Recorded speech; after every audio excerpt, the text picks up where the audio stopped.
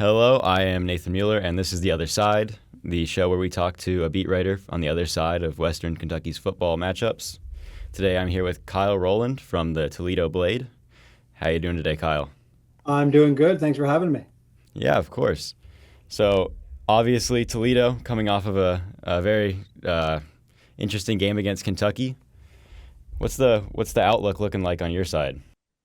Yeah, I think a lot of hype around Toledo entering the season. Obviously lost close to Kentucky, but Toledo just didn't play well.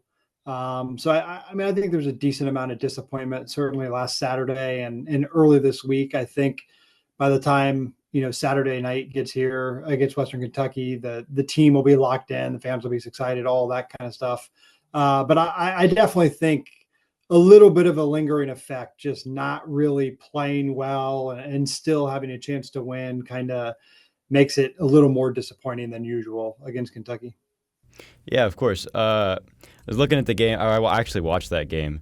It looked a lot like a issue in run defense. Has there been any conversation about that recently, or press conferences, or? Yeah, that was something that was an issue at times last season for Toledo, especially teams popping some big runs and that huge 89 yard or 83 yard, whatever run it was in the fourth quarter, essentially decided the game. And the defense played well all day, especially the secondary. Zach Calzada had, I think, 85 yards, completed 10 passes, zero touchdowns, one interception. So, like, the defense kind of let them kept Toledo in the game, and then to have that run kind of in things like kind of added to the disappointment, I guess. But it's definitely been something that's been an issue at times. I think they're probably glad they're playing a team this week that doesn't run a lot and doesn't run it super well. But I think that strength on strength matchup, Western Kentucky passing, Toledo secondary, will be really fun to watch and to see kind of, which side gets the better end of that. For sure, yeah. Western's running back room is very much by committee this year. There's a sense here in Bowling Green, kind of, that this is the first real test for the Hilltoppers. Is that reciprocated at all over in Toledo? Oh yeah, for sure. For Toledo, it's not the first test because they play Kentucky. Well, for sure, yeah. But no, they know how good Western Kentucky is. Number one, they played last year, they lost. So that right there kind of gets the attention. But yeah, I think there's great respect for Western Kentucky. Certainly from the coaches and players, a little different fan base wise, just because there's not a ton of familiarity. The teams had never played each other till last year. There's not a whole lot of overlap. A few years ago when Western Kentucky was talked about being in the MAC, there was certainly a lot of excitement about that in Toledo. Fans really wanted Western Kentucky and Middle Tennessee to join the MAC, and obviously that ended up not happening. But yeah, I think there's tremendous respect, on both sides. I think these programs are mirror images almost of each other. They both win a lot. They both produce a lot of NFL players. Not a lot of G5 programs do that. I think these are as consistent of G5 programs as there are. They maybe don't reach the heights of like Boise State, maybe Memphis, programs like that. But they consistently win a lot of football games. Tyson Helton, like Jason Candle, he's been there for a while. I think a lot of people are probably surprised both of those guys are still at their programs. But I think they have a really good thing going.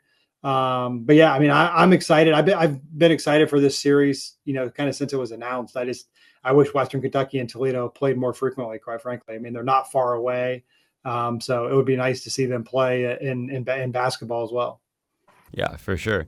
How is the football culture over there in Toledo? We can look up on Google Toledo fan bases and stuff, but is there a very strong football culture around that team in the city, or is? Yeah, very, very much so. It's a very serious fan base, high expectations annually. The way I always describe it to people, I don't know where you're from, so I don't know if this will exactly help you.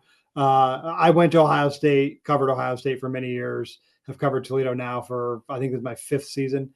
mean, I think Toledo is a mini Ohio State. I mean, the fans take it incredibly serious. There is the whole message board, social media culture. When they lose a game, everyone wants the coaching staff fired. Like there's true like heat and pressure on Toledo's coaches and players, and they hear about it. And when they play well, they also hear about it. So it's not like a one-way thing, only when things go poorly. So yeah, I mean, it'll be a great scene there Saturday. I mean, they expect a near sellout crowd. I expect it to be loud. The pregame scene is really good. You know, tailgating lots are full. So yeah, I mean, it's a very, very fun for G5 programs. I would say, you know, Toledo's, you know, probably top 10 in terms of kind of the support, how much people care, and how they turn out at home games. Yeah, I'm from Cincinnati, so I the Bearcats, you know, there's a lot of culture there. Looking at the quarterback rooms, over in Bowling Green, we got Maverick McIver, who is, you know, eight passing touchdowns through 2 games, no picks, and a rushing touchdown. So he's killing it. You guys have Tucker Gleason, who had a pretty good game against Kentucky, all things considered. What's the word on him over there? Yeah, I mean, he's originally a Georgia Tech guy, transferred to Toledo in 2021. When DeQuan Finn was at Toledo, he was injury prone, and Gleason had to come in several times and played pretty well. Saved their season 2 years ago when they went 11-1 in the regular season. They were losing 23-7, I think, against Western Michigan when Finn got hurt. Gleason came in, played the game of his life, really, and let it come back. I mean, he wasn't great on Saturday. Threw an interception the second play of the game, deep in Toledo territory. They kind of just got the wheels off early, and they were never really able to recover from that. Last year was his first season as a full-time starter, and he did pretty well. I mean, good enough that Toledo was like a MAC championship level team. I mean, he was good enough for them to win it. I mean, obviously led wins against 2 power conference teams, Mississippi State and Pitt, but just threw some interceptions at inopportune times. He actually kind of had fumbleitis for a quarterback, way too many fumbles. The Western Kentucky game, he was great pre-weather delay, and then after the weather delay, not nearly as good. He has to play well. I think the offense needs to start fast against Western Kentucky. I mean, you mentioned Maverick McIver. I mean, I don't know if anyone in the country is playing as well as him. Whether the competition is good or not, I think is irrelevant. It's still, I mean, 8 touchdowns, 0 interceptions, the amount of yards he's had. I mean, it's tough to do that against anyone. I think Tyson Helton always has great offenses. I mean, they get the quarterback OC combo from Abilene Christian. That kind of recipe he's had here these last few years, kind of getting these guys from the FCS, it's proven to be a really good thing. So I would be stunned if Toledo can just completely shut down Western Kentucky. That just doesn't really seem plausible, considering how well they're playing offensively and how tough it is just in modern college football to kind of just shut down an effective passing game. Certainly, I think they can slow them to the point where Toledo can win. But as I mentioned earlier, I mean, that is the key matchup, I think, in the game. For sure, yeah. You did mention it earlier. The secondary and pass Western Kentucky offense will be a very interesting matchup to watch. Can you talk just a little bit about that secondary and some of the key players and who's on that secondary?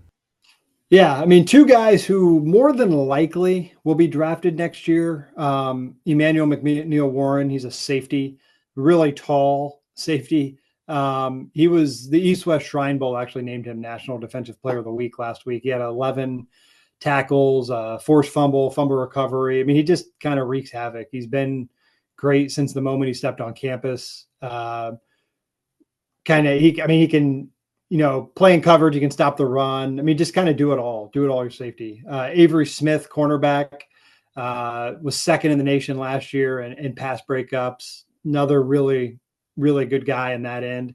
Nasir Bowers, another cornerback. He had an interception last week against Kentucky. So that whole secondary, I mean, by far the strength of the defense, could almost say even the strength of the team. I think it's going to be really hard for teams to pass well on Toledo. I know Zach Calzada is an SEC quarterback, played at Kentucky, beat number 1 Alabama while he was at A&M. I mean, I think that McIver is probably a better quarterback than him. I mean, the stats kind of bear that out in the FCS level and here, so far this year. So I think it'll be a huge challenge for Toledo. D-line obviously will be important. I think you want to get some pressure on the guy. You don't want to just have all day back there. So it'll be fun. Yeah, the Hilltoppers line and their running back room has certainly struggled, so that matchup in the trenches will certainly be interesting. What's the what questions do Toledo fans have about Western Kentucky? What's the outlook? What's the key points that you guys are hammering home over there? Yeah, certainly the much talked about, quarterback secondary matchup we've mentioned. I think a lot of it with Toledo is almost self-assessing. I mean, Chip Trainum, been a very familiar guy, especially at Toledo, because he played at Ohio State for a few years, and massive overlap between Toledo and Ohio State's fan bases.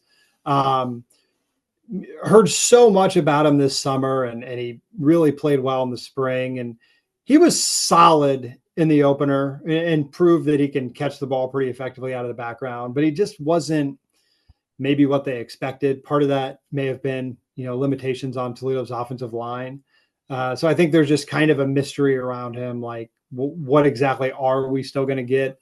I think Gleason is another one of those kind of question marks. I mean, Toledo, they've got great wide receivers. The tight end room is pretty loaded. So they have the playmakers to be effective on offense. It just kind of comes down to the quarterback play and how well the O-line can block, which I guess is the case for a lot of teams. And then defensively, I mean, how well will they kind of stop the run, maybe get after the opponent? The linebacker core is a little iffy. So, I mean, it's just always hard. I think after week 1, there's always more questions than answers, even before the opener, just because it continues to kind of be mysterious and how much do you overreact or underreact? And then when you play an SEC team, a little bit of it is, well, like, would they be okay in the MAC? Like, is this just because you played an SEC team? So I think a ton more things will be answered because you have another quality opponent. For sure.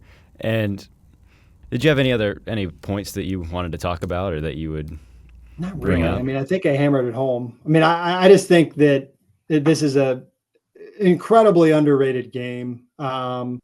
Honestly, surprised that it wasn't picked up by like CBS Sports Network or I don't know, ESPNU or something, because I think there's 2 real quality teams. It's interesting. I was on there's a Group of 5 podcast, really good guys that just, they know the G5 level incredibly well. And I think it was in June or July when I did that. And one of the guys said at that time, like, he thought Toledo and Western Kentucky were like going to be the 2 biggest kind of playoff contenders among the G5. So it'll be interesting to see. I mean, so far, I mean, I know it's Sam Houston, North Alabama, but so far I think Western Kentucky has looked every bit like a team that can run through their schedule and be there, in November and December. So going to be fun.